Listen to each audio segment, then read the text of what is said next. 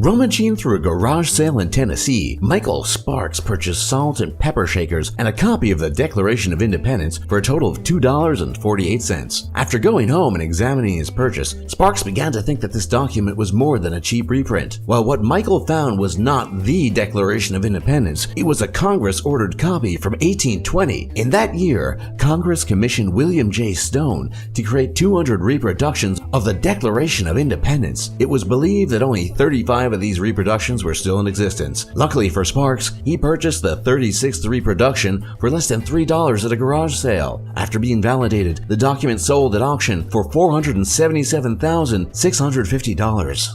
As the last item illustrated, when something once thought to be missing or destroyed is found, it dramatically increases in value. This was also the case for our next item. Rick Norsigian bought 2 small boxes of glass negatives from a garage sale for $45. He'd even haggled the price down from $75. After keeping the 65 glass negatives under his pool table for 4 years, he decided to get them appraised. To his delight, these negatives belonged to Ansel Adams, the father of American photography. The negatives were thought to have been destroyed in a 1937 darkroom fire that destroyed 5,000 plates. The negatives were estimated to be worth at least $200 million. It's likely that the owner of that garage sale really wishes he hadn't let Norsigian negotiate him out of that $25, and not to mention the additional $200 million they're worth.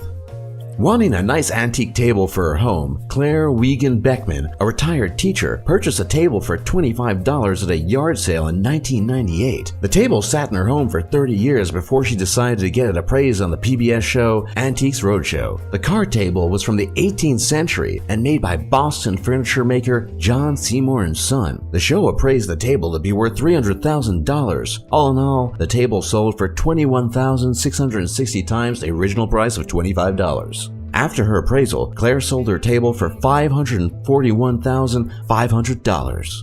Our second item didn't quite reach into the millions, but it was still a noteworthy sale. Frankenstein memorabilia from the 1931 movie can be quite popular with collectors, which is why the discovery of an original movie poster was such a great find. Found in the projection booth of a remodeled theater, this movie poster from the original 1931 movie was valued at between $100,000 to $200,000. However, when it sold at the Heritage Auction House in Dallas, Texas, the final bid was for $358,500.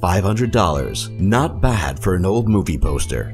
As unlikely a place as any to find a $1.6 million piece of furniture is outside the bathroom of a pizza parlor, but that is exactly where a long-lost 17th century cabinet was found. The Roman Baroque furniture, featuring a picture of the Pope blessing a crowd in Rome, was feared to be lost forever. That is, until the head of furniture at Sotheby's found it in this highly unlikely location after looking for it for nearly 20 years. It's a good thing Tavella needed to run to the bathroom while enjoying pizza, or it could have been another 20 years of searching. Our next item was a fairly expensive purchase compared to the others on this list, but the investment was well worth it for Ian Coulson. He purchased a 4-post bed on an online auction for about $3,000, but Coulson, a 4-post bed specialist, had a suspicion that the bed had some greater significance. He approached the TV historian Jonathan Foyle, who confirmed that this 4-post bed was the only surviving Tudor bed. DNA testing proved that this bed belonged to King Henry VII back in 1486. This little fact turned Coulson's $3,000 investment into a $30 million return. While going garage sailing in Las Vegas, British businessman Andy Fields purchased what seemed to be a child's drawing for $5. The drawing did end up being sketched by a child. Luckily for Fields, however, that child happened to be pop art pioneer Andy Warhol. Warhol apparently sketched the drawing at age 10 while on bed rest, suffering from cholera. This depiction of 1930s singer Rudy Vallee, drawn by young Warhol, was later appraised at $2 million. Thinking they bought an average small piece of china for $3 at a garage sale, a New York family was surprised when they had the bowl appraised 6 years later. The 5.5-inch bowl apparently was from China's Northern Song Dynasty, which ruled China from 960 to 1127 AD. The only other known bowl of similar size and design has been in the collection of the British Museum for over 60 years. This rare bowl was valued between $200,000 and $300,000, but sold for $2.2 million at an auction.